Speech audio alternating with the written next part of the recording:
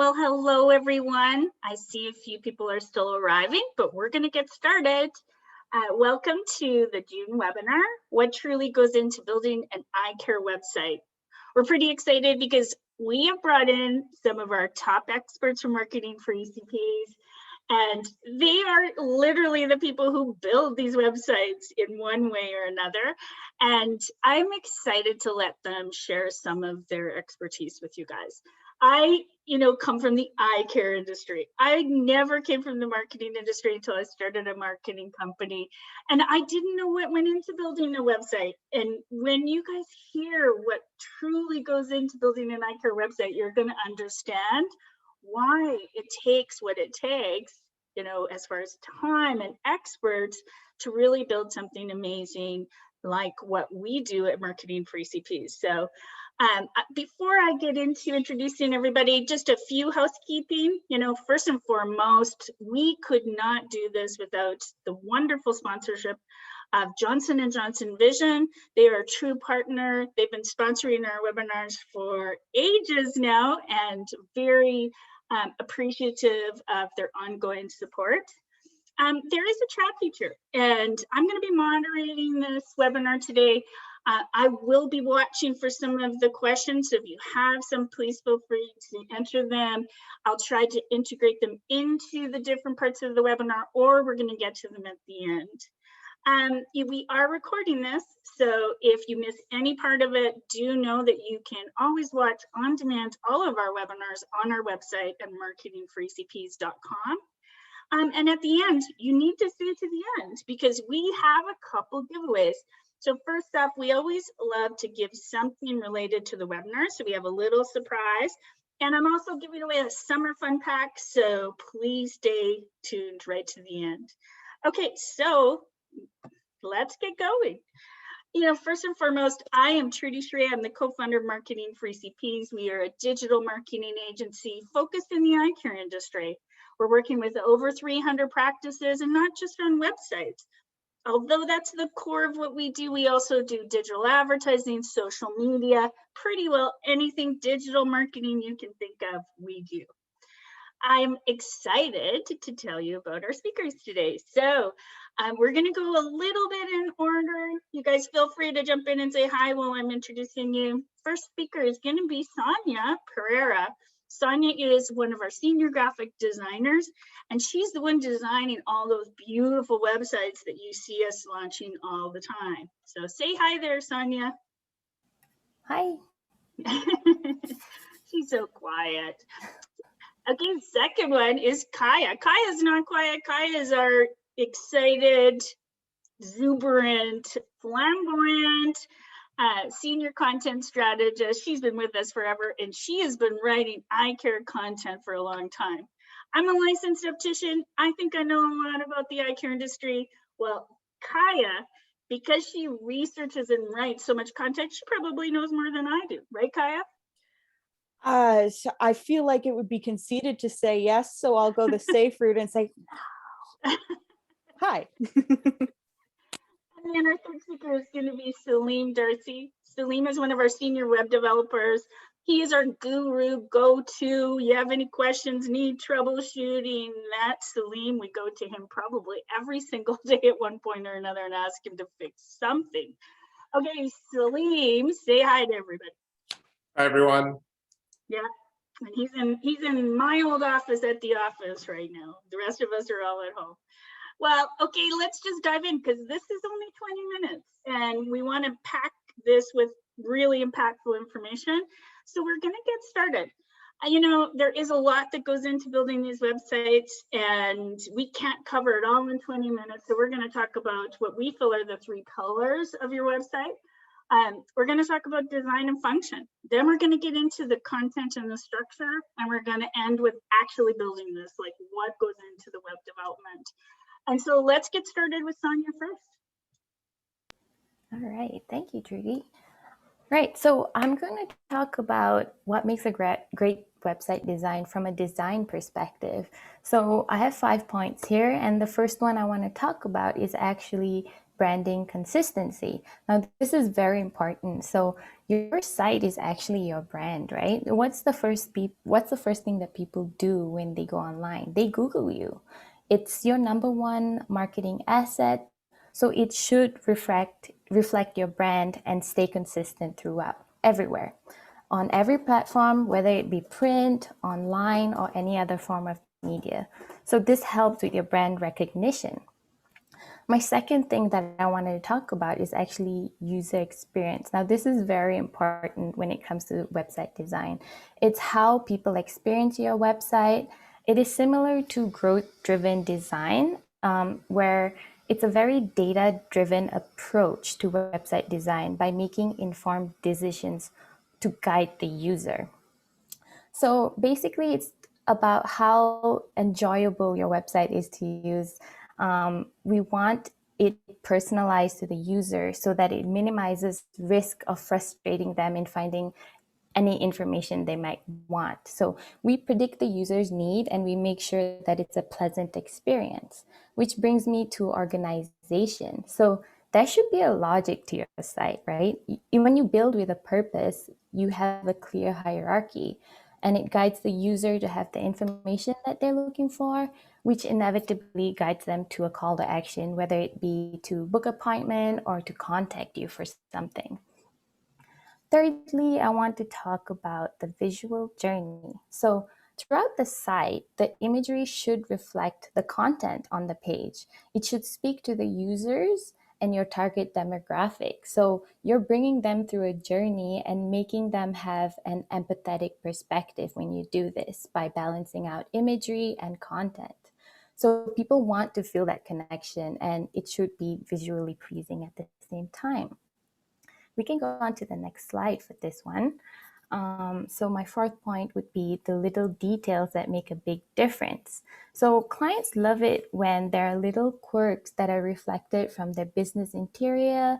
It creates like a familiarity and genuity. So it's what sets them apart from their competitors, right? It's what makes them unique. So bring in some personality to the design. For example, for this client, he had a pair of metal artwork eyeglasses on his wall. And so what I did was I took that illustration and I created it digitally and I placed it in his homepage throughout his website. And the client absolutely ate that up. He loved it so much and he thought it was very quirky. And yeah, he loved it. And finally, my fifth point would be to have a wow factor or a first impression. So the site should be attractive by creating a visual connection. It should be eye-catching to make it pop, you know? We're looking for that emotional response, that ooh, ah sensation. So yeah, that's what you really want to focus on when you first present your website. You want to make them go, wow. So yeah. Great. Hey, Sonia, I'm going to ask you a question because I think this is something, you know, every optometrist or optician practice would want to know is how do you get to a point where you're helping them decide what images to use? So like this one, how would you help a client and uncover the vision of what their website's going to look like? Right. That's a very good question, actually. So we always start out with a consult. And in that consult, we talk directly to the client and we talk about who their demographics are, who they even want to target more into their practice. And then we find out what their mission and vision statements are. So taking those concepts that are all words and creating them visually is actually not an easy task. So for this particular client, he's very unique. We custom created his website. So Park Slope is very trendy and it's in a very like artsy area in New York City. And I believe the client wanted that reflected. So you can see how we bring words to life with visuals here. And it's quite a challenge, but it's very, very satisfying. Yes, we get comments on this one all the time as we do on a lot of our websites. And it's because we do a lot of unique things. Like we love to kind of custom personalize designs instead of using, you know, more templated images that, you know, are more on typical websites in the eye care industry. So we love to kind of stretch the boundaries and really do something different. And again, bring in the vision of the client. So thank you, Sonia. I want to add too, you know, because there's a couple stats that we talk about all the time, and this one was just actually confirmed by a survey that the Vision Council did, where they were asking, you know, consumers and patients all about their experiences on the internet. And it became, you know, relevant again that when a patient is looking for an eye care provider, they only look at one or two websites. It's again why it has to like grab somebody right away.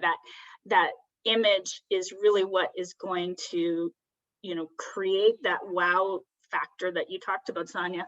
And also when we ask patients, you know, what website did you choose, or what made you choose this eye care provider over another one that you saw, or another website that you saw, it always comes down to design and that initial image. They pick the most beautiful, most modern looking site. And so again, design is just a crucial factor in your website development, and to really understand what can make a patient choose you over another website that they might see. So great, talked about design. We're all clear design is important, but then content is critically important. You know, often not as visual as what design is, but still a huge, you know, I'm not even going to get into it because I'm going to let Kaya tell you all about it, but it's a huge opportunity for every practice when it comes to content. So take it away there, Kaya. Yeah, I always say that content is not nearly as sexy as design, but it is truly crucial. And it is interesting because we were actually just talking about how every design is very personalized and unique to the client.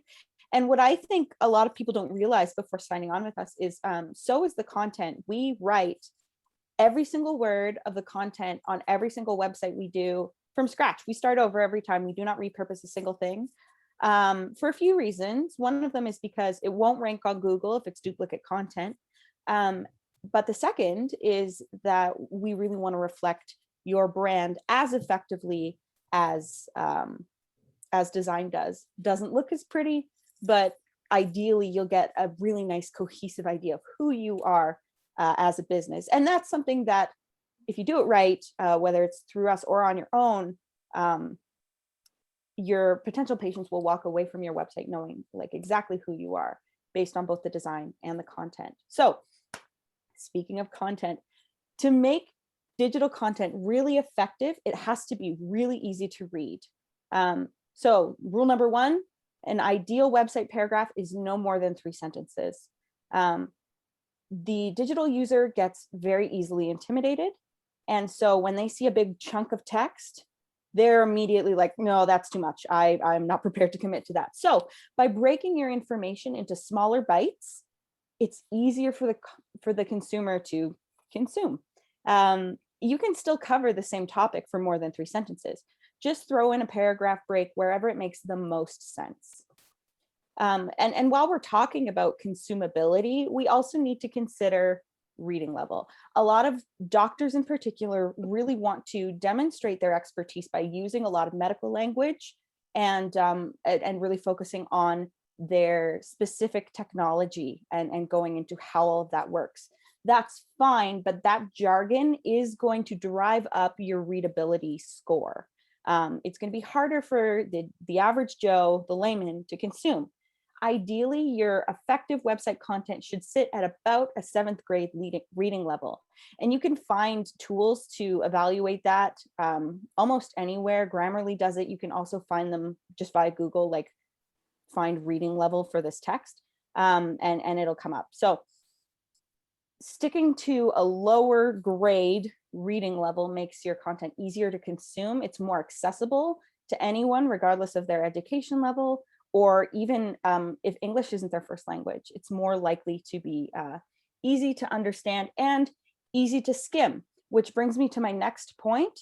The average digital user does not read content. It is a soul crushing thing for me as a writer to write an entire website knowing that no one but me is going to read the entire page. That's just a fact. That's not how we consume websites. We skim, and we usually skim in either an F shape. So we read a bit at the top and then scroll down a bit and read a little more and then scroll down a bit, or an E. So the same thing, but then we read a bit more at the bottom. There's also some data to indicate that people read in a spiral. They start in the middle and kind of go out from there.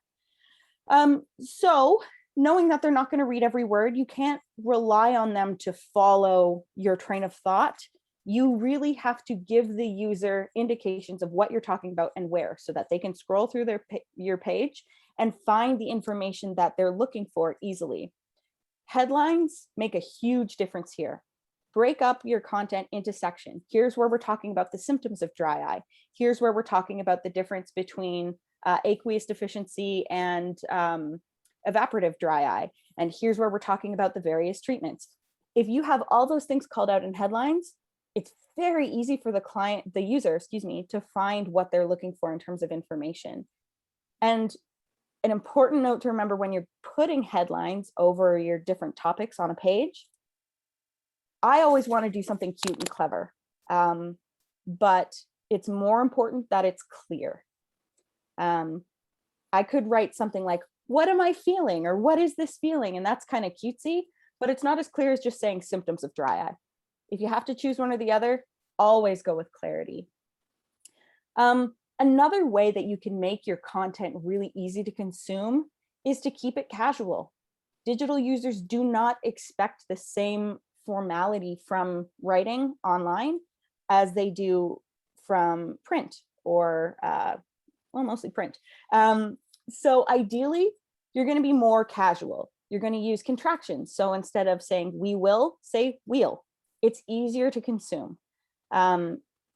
It's tricky, especially for doctors, because generally you tend to towards a more formal writing style. That's how we're all taught to write. If you can write closer to the way you would write on Facebook, you are going to get the attention of your readers more effectively. And then finally, I want to speak to creating a better user experience by focusing on the user's intent. So user experience is a term we throw around a lot in marketing, and Sonia touched on it, and I'm touching on it, and I think Salim's going to touch on it as well, because it is arguably the single most important thing. And when we're talking about user experience, we mean, what kind of experience is the user having on your website? Is it easy to navigate? Do the images load right away? Is the content easy to read? Those are the things we're talking about when we talk about user experience. And Google can tell what makes a good user experience. So if you've got a high UX score, you are more likely to rank higher. And I could talk at length about that, but I want to respect everyone else's time, so I'm going to keep going. We also want to consider user intent. What was someone looking for to find your page? Chances are they didn't just go directly to your dry eye page. They had to do a search. They had to look for your page. So, or they had to look for a topic like dry eye. So, okay, what question were they asking to find that page? And now that they're on that page and you've answered that question, like what is dry eye, or what are the symptoms of dry eye?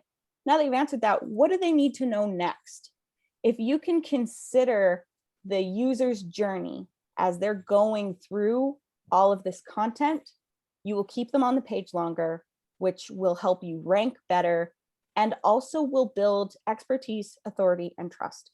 We generally, as a rule, trust people or organizations that teach us something. A great example is Bill Nye.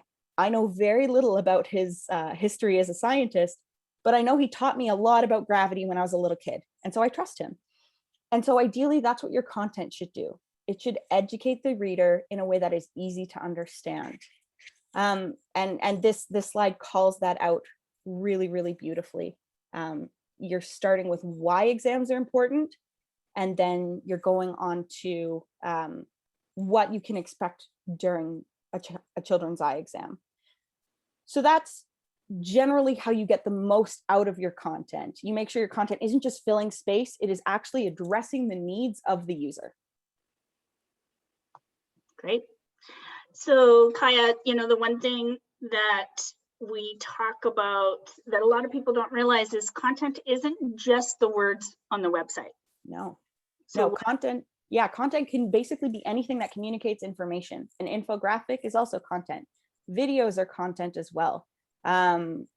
Images, photos can be content. Anything that communicates an idea or information, that counts as content. So I know another question we get asked all the time is, how does content and SEO work together? An excellent question. And SEO can be pretty nebulous because it changes all the time. Anytime Google updates their algorithm, the rules change. And so realistically, it used to be that SEO was very reliant on keywords. What keywords have you put on your website? How many times have you used them?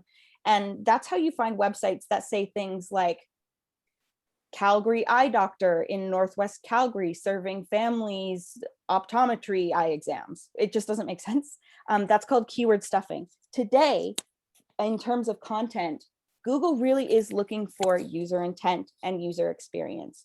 What is the user looking for, and how well are you able to fit that need? Right. Yeah. I think, one of the things that you said that I just want to highlight is, one, if you're going to write your own content, is almost just focus on questions you think your patients would be asking. My eyes are red and itchy. What should I do? Questions that are pretty basic, but think about creating your content for those questions, right? Mm-hmm. Yeah, that's one of the starting points when I talk to clients a lot is, what are some of the questions that you get every day, and what do you wish your patients knew? Perfect. Great. I love that. Thank you so much, Kai. Well, last but not least, we're going to talk about now taking that beautiful design, taking all that amazing content, and now building the website. It has a lot more to it than you think. So tell us all about that, Celine. For sure. So the first one I want to talk about is user experience. And Sonia and Kaya kind of nailed it, to be honest. I think the reality is that it's not one person that creates a good user experience. It's a team of professionals that all come together and create a rich experience for your customers. The one thing that I want to focus on is knowing your audience. I think it's very easy to fall into the trap of like, this is my website, I want it to be like how I would say it, but that's not really the correct way, because we need to, as Kaya said, it needs to be accessible to basically everyone, all of your clients, right? And then since that we know your users, we can kind of guide their intent and see like, okay, where do they want to go? What should we prioritize? What should be where? And kind of the one things I want to touch on is like, we should focus on your intangibles. Like what makes you stand out from everyone else? Like maybe you have really high Google reviews, or you have a beautiful practice. You want to show off like a gallery of images, or maybe you're very brand and fashion focused. You want to highlight some brands on your page.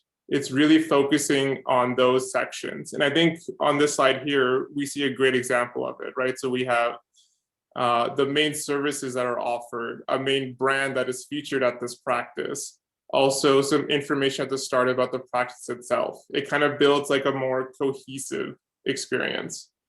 And I believe on the next slide, we go into mobile, right? Yeah. So user experience is not only for desktop users, it's also for mobile users. I think Shrina, you and I were talking about this last week, where 58% of users are now coming from mobile devices. Yeah. So creating a rich experience for them is just as important as it is for desktop. And a lot of times it's like, it's a lot of the small things that make a big difference, like ensuring your site is responsive for one, adjusting your call to actions for mobile. It's much easier to call than to fill out a form. And then also one thing that we like to do is we like to have a sticky footer, or what we call it, or main call to actions or buttons that follow you through the page. So one that we have is for phone, book an appointment, our locations, and all of our social media. The next thing I want to touch on is actually site speed. So there's actually a lot that goes into site speed. As developers, a lot of time it falls on us to understand how to optimize for it, but there's a lot of small things we could do that make a big difference. So there's a term that we use in the industry called bounce rate. So it's basically a percentage of how many of your users will leave your website. And the higher your website speed is, the higher your bounce rate is. So ideally, our website should load as fast as possible. And some ways we could do that is by optimizing the images that we use and cutting them to the right size. So instead of, having like 1,000 pixel picture, when it only needs to be 500, cutting it to 500 so that there's less strain on your website, less strain on the system to load your pictures. Another thing we could do is, instead of putting videos into your website itself, host them on YouTube and then embed them. This way we're having other platforms kind of handle that bloat for you, and your website just has to show them. And then the other one would be to just minimize the overall bloat of your website. So as your site ages, things come and go. We add functionality, we remove functionality. The best thing that we can do is maintain it. So if we have plugins or systems or code that we no longer use, deactivate it. Because if we don't, we're affecting our site speed negatively for no real benefit. And then the last one I want to touch on is actually security and maintenance, which can get fairly technical. So I want to keep it as high level as possible. But there's a lot of small things that we can do that make a big difference. So updating your plugins. So if you built your site in WordPress, it's mainly probably built on a series of plugins. And updating those plugins will make sure that any security vulnerabilities are fixed before anyone can take advantage of it. And then on the other side of that is using reputable plugins from reputable sources. Basically, because if they're reputable, they're consistently working on it. If they're consistently working on it, you can always update it and fix those errors. Another thing would be to update WordPress itself. It's an ever-growing platform and always changing. So making sure that you have the most recent version will help you be more secure for the future. And then lastly is a good website host. It's something that we probably shouldn't skimp out on, just because it is really the most tangible thing to secure your hosting and provides the most benefit. It can get a little confusing, a little technical, but that's really where we should invest the most amount of our efforts into. Great.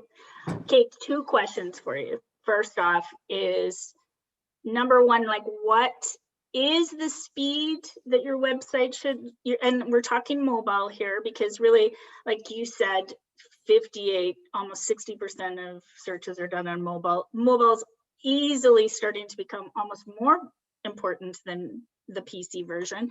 So how fast should your mobile site load?